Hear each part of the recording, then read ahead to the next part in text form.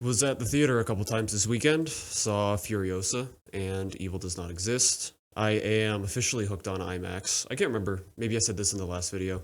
I have to thank Civil War for being available on IMAX because I had never seen another IMAX movie as an adult. So I had no particular reason to see anything in IMAX, gave it a shot, and now I never would have even seen Challengers, probably, if not for the fact that it was available in IMAX because I saw Civil War. Thankful for that as well. And now, of course, getting to see Furiosa. At least half the fun of Furiosa is just the size and the sound and the sights. All of which, of course, is magnified by IMAX. But I just love the fact that you can watch a movie and have almost your entire field of vision be the movie. I think that's awesome. Um, Maybe makes for more immersion, but at the very least, it makes everything more awe-inspiring and maybe even makes you more likely, or at least me, more likely to enjoy the movie to begin with. So, huge fan of that. Before I get to the two movies, I will be doing the film movements video next. I just wanted to, obviously, change the environment, change my recording setup a bit. So, I just wanted to do an easy video to test that out before I did the next one. So, film movements probably be this week because I have Memorial Day to put that together. But anyway, two movies. First one, I'll do Furiosa. For context, I did like oh wait, no, that was right. Yeah, I did like Fury Road. Not my favorite movie or anything like that. I thought it was very good, but I had, some scattered qualms with it. But nonetheless, an extremely impressive movie. I don't think many people can deny that. Like, it's kind of absurd what they managed to accomplish and the things they managed to put on camera, especially practically. I really should watch behind the scenes for that because that'd be fascinating to see what all of that was actually on set. Furiosa, not the same movie. It's an origin story, so it's lower percent, I think, action. Kind of felt like Fury Road was almost a long action scene with like the interlude of the nighttime star stuff. This one certainly dedicates time to where characters came from, why Fury Road happened, and I do think it enriches Fury Road by explaining certain things. So credit for that, of course. You want to give a movie credit for doing things and accomplishing them that it sets out to do. Something I've been seeing some discourse on about the movie is CG, which is kind of a never-ending, black hole to fall into. People arguing about whether CG is good or not or whatever. In this case, a lot of people are taking umbrage with the quality of CG. I've heard a few different things. CG dogs being very noticeable, which I didn't notice, but I also am not normally noticing a lot of visual effects flaws, so maybe I was just blind to that. I did find a couple things here and there when I was watching it, like a couple of green screen moments felt a little iffy, and some movements of cranes in certain spots seemed odd, but regardless, it's not a huge deal for me, but I have seen a good amount of discussion spring up about it. Some people saying it ruined the movie for them, things like that. And I just kind of wanted to talk about that a little bit, just conceptually, because ultimately CG is a fairly small element of a lot of movies. Obviously, some movies have more clearly CG monsters than others. I certainly have seen examples of movies where I totally get, like, if the main antagonist or something like that is CG and it's not done well. Obviously, I guess The Thing is kind of a big example of that. The remake, not the original, of course. I was just kind of thinking about how reasonable criticism is for this movie specifically, given that it is a relatively minor thing. And you're obviously allowed to like or dislike a movie for whatever reason you want, right? There's nothing stopping you from saying this, the CG ruins the movie for you. If it takes you out of the movie the whole time, then what are you going to do? But this is just a light appeal from me to say that, or really to caution against getting cinema sins by something that is ultimately just a part of the whole. And again, you're obviously allowed to if this is the effect that it has for you. But I just want to remind people there's a lot that goes into movies. There's a lot that goes into even those scenes with perhaps distracting CG. Even if there is, like, for example, there's a scene with some cranes dropping hooks, picking vehicles up, stuff like that. People are swinging around.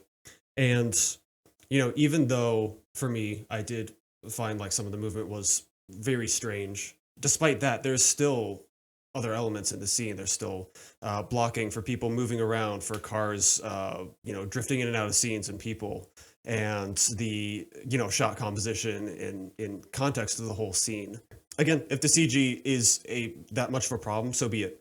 It is part of the movie. I just hope that, if people are bothered by that, they're still able to appreciate other elements and not let one relatively small but important thing consume like the entire critique and the entire experience of watching the movie. Because there's just so much to appreciate really about the movie. There's so much technical work that goes into things that I'm certainly not aware of. I'm not an expert. I haven't been on set before or anything like that.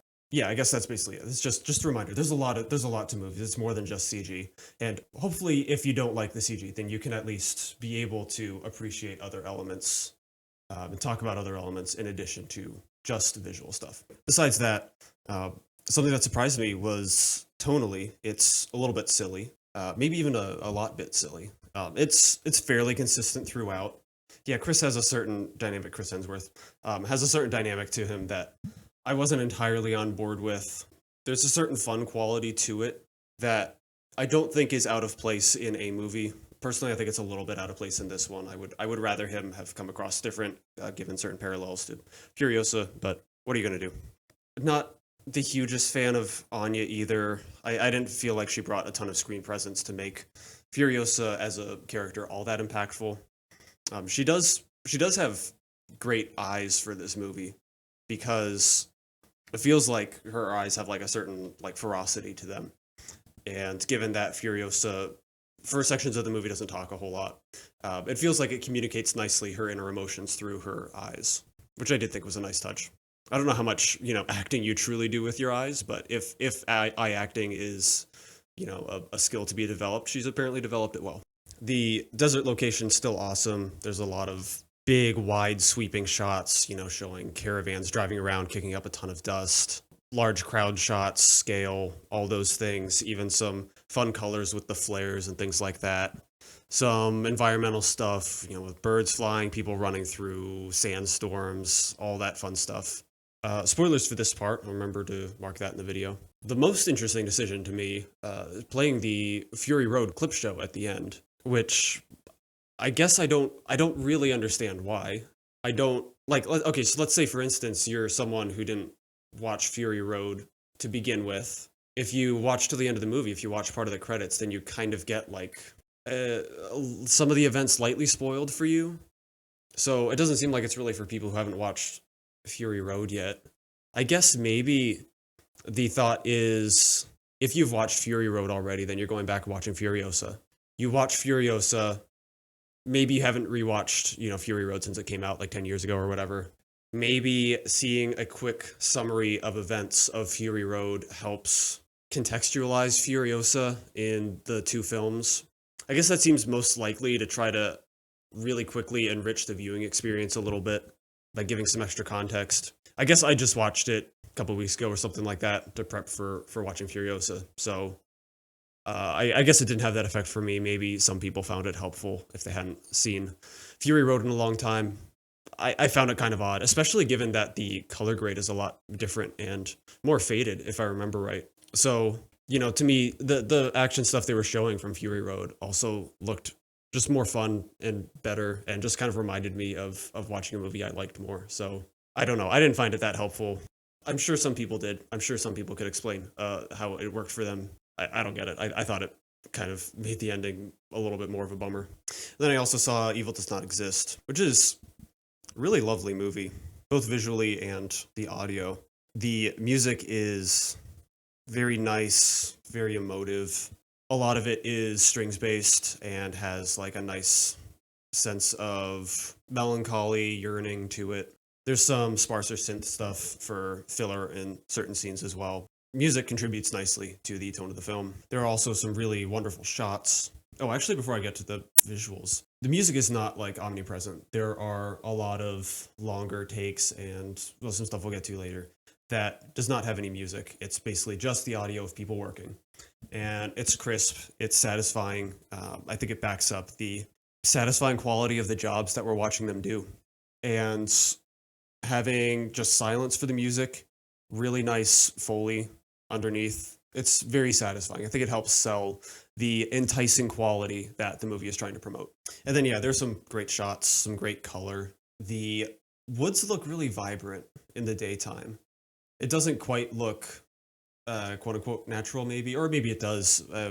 Maybe that is just actually how the forest looked. But to me, they looked like a little bit extra colorful, which is a good thing because, well, I guess I'll just get to this part. I mean, I think the main thing, or a main thing, the movie is trying to do is sell you on nature as like something enticing, something to be advocated for, something to be sought after, communion with nature. This community that this film centers upon is, depicted to be kind of in communion with nature, consuming at a sustainable level, in stark contrast with, the company that wants to move in stark contrast with the brief shots we get of downtown Tokyo, or what I assume is downtown Tokyo, I suppose.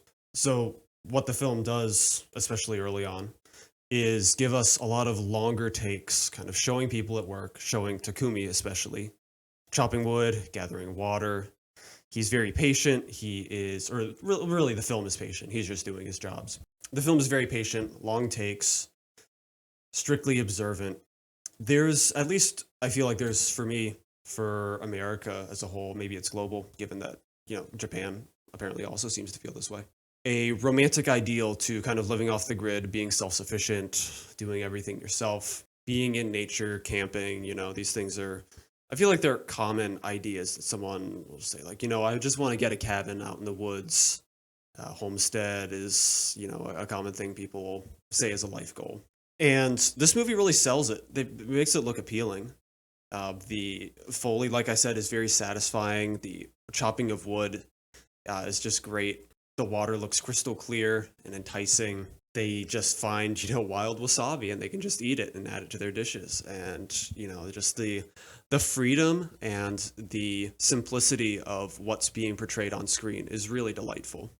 It absolutely succeeds in selling that idea of communion with nature being a good thing. And because it succeeds so well, it's easy to believe that, I don't want to screw up his name, Takehishi would be enticed to become I can't remember the term, the watcher, the caretaker, that was it. To become the caretaker of the place after encountering it and after spending time with, I can't remember anyone's name. It was spending time with the guy with the daughter. So all that works really concisely, not just the processes selling us on how, like this sort of aesthetic appeal, but also the tightness and emotional investment of the community. We get a kind of contrast between the emotional investment of the community and the, financial detached quality of the company coming in trying to set up their glamping. And like you have to have that investment. You have to buy into the fact that what these people are doing is nice, that they care, that this matters, what we're looking at. And it really does. I absolutely bought it. It's easy to be on board with these people. It's easy to understand why Takehishi wants in. The most noteworthy thing about this one, spoilers, most notable thing about this one is the ending, which absolutely blindsided me. Even though I think it can tie into what was portrayed previously, I think it's just too jarring for me, especially for a movie that was so focused on selling the appeal of, communion with nature. It's a huge change, and I think it was too much for me. But I think I can kind of reason it away because the film during the town hall meeting, there was a talk about the upstream affecting the downstream. And we also saw through the film a few references to like the gut shot deer and the bullet wounds and stuff like that.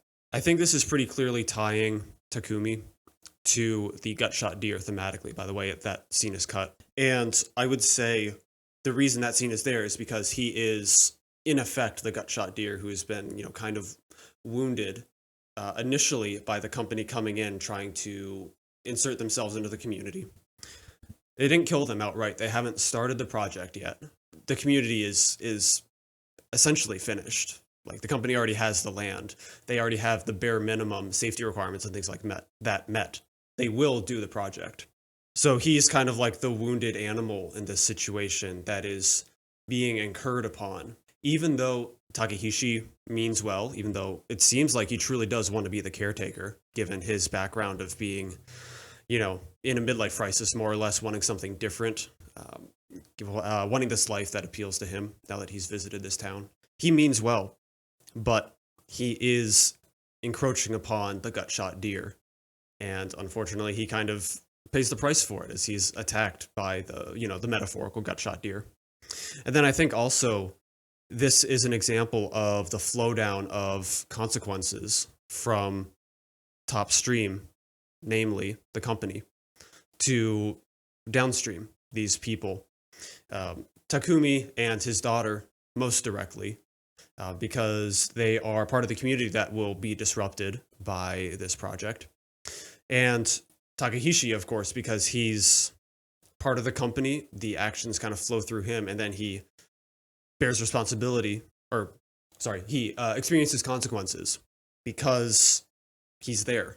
Does he deserve it? You could argue responsibility, whether he's morally responsible for being part of the company to begin with or whatever. But regardless, he's clearly not in line with the company. He wants to do what is right here, but he's still in the line of fire. He still experiences consequences for the upstream effects. So even though it's a huge tonal shift and quite unexpected, even though I did kind of expect the daughter to die at some point, that seemed inevitable, I still think it kind of works with what the movie's message is, even though it's just kind of still mind-boggling to me that it happened. I didn't even say this. I gave Furiosa a 60, and Evil Does Not Exist a 75. I enjoyed both movies. I probably wouldn't see Furiosa again unless I went with like some friends or something like that, because it is an interesting movie to talk about. And like I said, it is impressive. There are things to appreciate. I wouldn't mind watching Evil Does Not Exist again, but I don't plan on buying it or anything. It is a very cool movie. I would recommend it. But that's it for the weekend. That's the 2 movies I saw in theaters. I will probably try to get to Film Movements tomorrow because I got Memorial Day off. So probably going to do 30s, maybe 40s. I haven't decided yet if I want to split Italian neorealism off into its own video because it probably deserves it. But I don't know. Maybe I'll just maybe I'll fold it into the video because there's not a ton of other movements to cover in that time frame. So we'll see. But I'll try to work on that tomorrow, and hopefully that'll be the next video soon. So see you guys in the next one.